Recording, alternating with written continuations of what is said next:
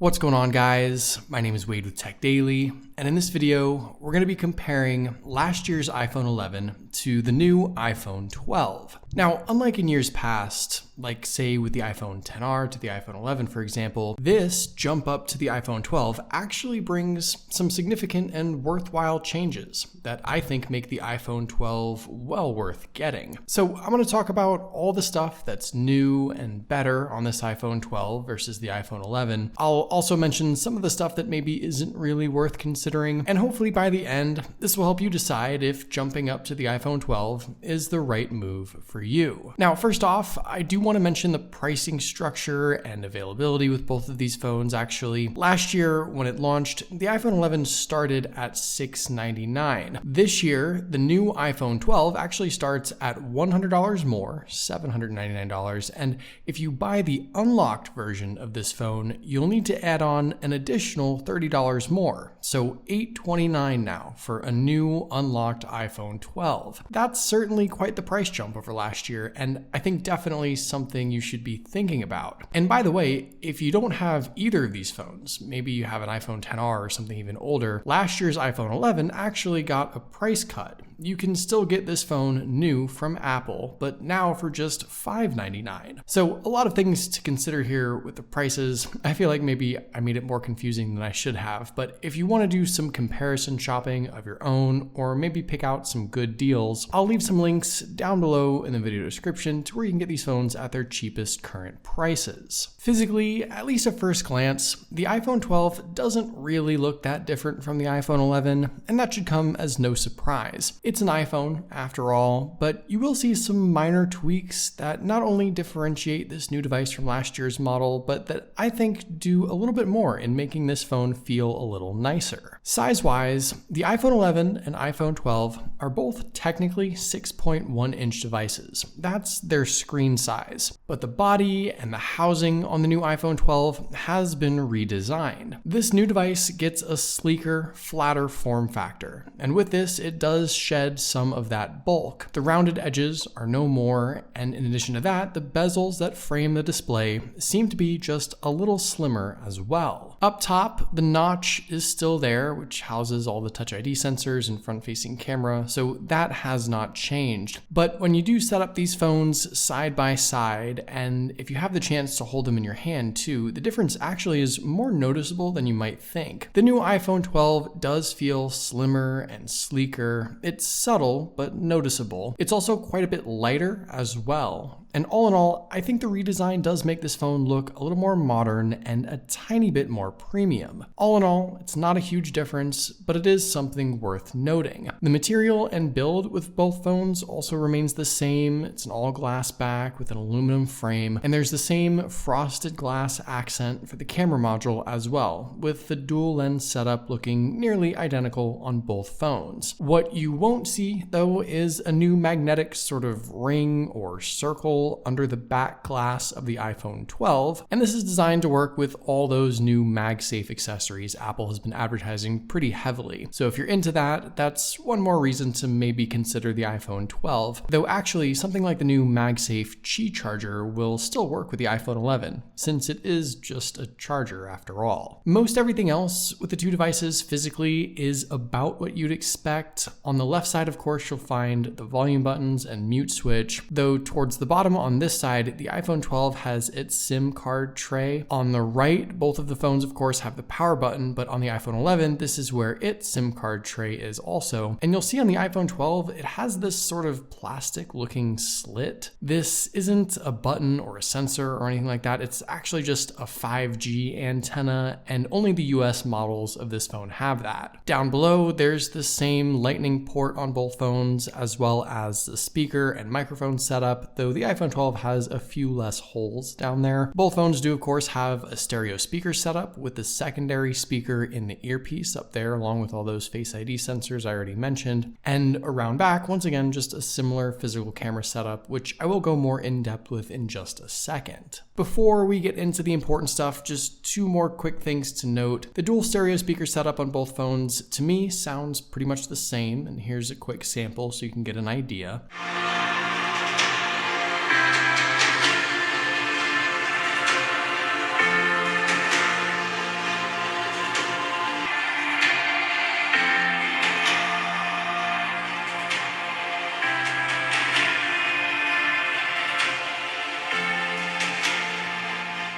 And Face ID also is about the same speed on both phones. With this side-by-side test, it sort of just depends on which phone I'm looking at in the moment as far as which unlocks first. But locking the device, for whatever reason, is actually way faster on the iPhone 12. But with just recognizing your face and unlocking and getting into the phone, that seems to be about the same on both devices. Okay, so let's now get into the important stuff. If there's but one reason to consider getting this new iPhone 12 over the iPhone 11, it's probably the display. It's no secret that starting with the iPhone XR and extending to the iPhone 11, Apple gave its sort of cheaper iPhone option a less than ideal screen. It was LCD at a sub 1080p resolution and really was probably the most controversial thing about those phones. This time around though, with the new iPhone 12, Apple gave this device the Super Retina XDR OLED display with HDR10 support, and they bumped the resolution up to 2532 by 1170 at 460 pixels per inch. Compared to the LCD display on the iPhone 11, which offers just 1792 by 828 resolution, I think the difference is pretty drastic. The iPhone 12 looks bolder and more colorful, blacks are much more deeper, colors are punchier, and the display itself seems quite a bit brighter too. I was mostly fine with the iPhone 11 screen last year. I was used to it coming from the XR from the year before, but using the iPhone 12 now, I'm reminded just how much better an OLED screen really is. And with a higher resolution, it's much sharper too. In my opinion, you can see a difference in detail. The OLED display is one of the things that separated the regular iPhone 11 from the iPhone 11 Pros last year, but this year, the regular iPhone 12 gets the same OLED displays as the Pro phones. And that, in my opinion, is one of the biggest reasons why you should consider this device, whether you're upgrading from the iPhone 11 or something else entirely. And to be honest, it's probably one big reason why jumping to the iPhone 12 Pros this year might not really be as worth it.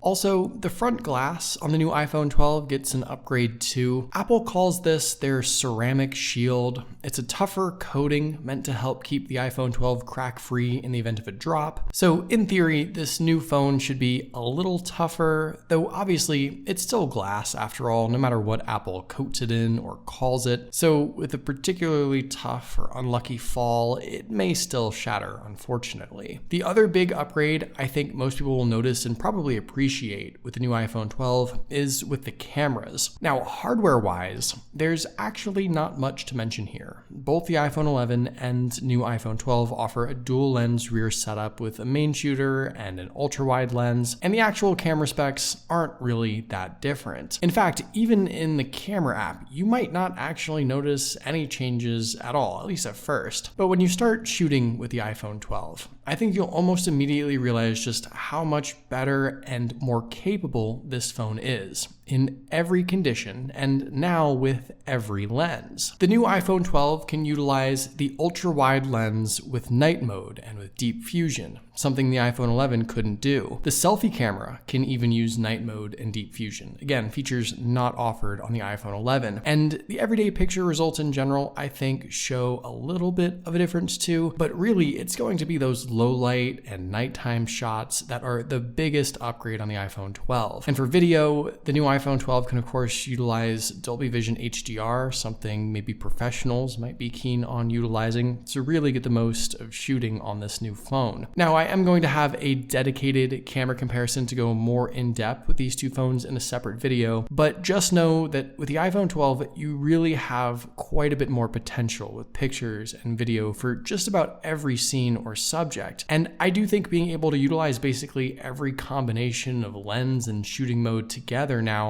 opens up a ton of possibilities that just aren't offered with the iPhone 11. Performance-wise, of course, this new iPhone 12 gets Apple's latest upgraded chipset, the new A14 Bionic, which is a step up from last year's A13 Bionic found in the iPhone 11. Though RAM-wise, we are still working with just 4 GB on both phones, so no change there. And to be totally honest, with at least the stock apps for sure, the difference in performance and load times I think is almost non-existent between these two phones. The latest version of iOS is well optimized, of course, so with average day-to-day stuff, I don't really think you're going to see see the iPhone 12 yield too much of a performance boost. When we jump over to some third-party apps like YouTube, for example, there is a bit more of a difference, maybe a fraction of a second in load times when switching between videos. So the difference is at least there. And I think it's probably most noticeable, of course, when launching and loading more graphics-heavy stuff like games. Now, you can probably tell, though, that while yes, the iPhone 12 might be a second or two faster in some instances, the difference really isn't that big, even as we do start to load up more and more things. And nowadays, I just don't really think this should come as a surprise. Honestly, any iPhone launched within the last 2 or 3 years is going to perform about the same, since Apple continues to optimize iOS to run well on even their older devices. So performance, I don't think, is as big of a deciding factor anymore in considering a new iPhone, but I at least wanted to just show you a few quick real-world examples here with that, since the difference is kind of still there after all. It's just probably not going to be that noticeable unless you're coming from like a much older device. Now, interestingly enough, one thing that might actually be a downgrade with the iPhone 12 is the battery life. Size-wise, the iPhone 11 had a 3110 milliamp battery inside, and the new iPhone 12 gets a bump down to 2815 milliamps. That's not a huge difference in size, but over the last week, with some real-world use, I've actually found myself getting about an hour more out of my iPhone 11 over the new iPhone 12. And that kind of surprised me. Interestingly enough, this trend seems to extend even to the iPhone 12 Pros as well. Last year's iPhone 11 Pro and Pro Max seemed to just offer better battery life. The battery life differences is something that Apple notes on their website. The iPhone 12s aren't necessarily supposed to have any better battery life this time around, which I think is honestly a bit of a miss here. That is usually something Apple improves on and talks about in their keynotes, but it just isn't the case this year. So if battery life is a huge concern for you, you might notice the iPhone 12 to be a little lacking. One other thing that's lacking on the iPhone 12 is included accessories. With the iPhone 11, you got earbuds, a charging brick, and lightning cable all included in the box. And this time with the iPhone 12, you get just a lightning to USB-C cable. It's not all that helpful for a lot of people, but at this point, Apple figures you may have enough earpods and charging bricks laying around your house already that you likely don't need any more. Finally, the new iPhone 12 is also the first iPhone with 5G network support. Now, I'm talking about this last because,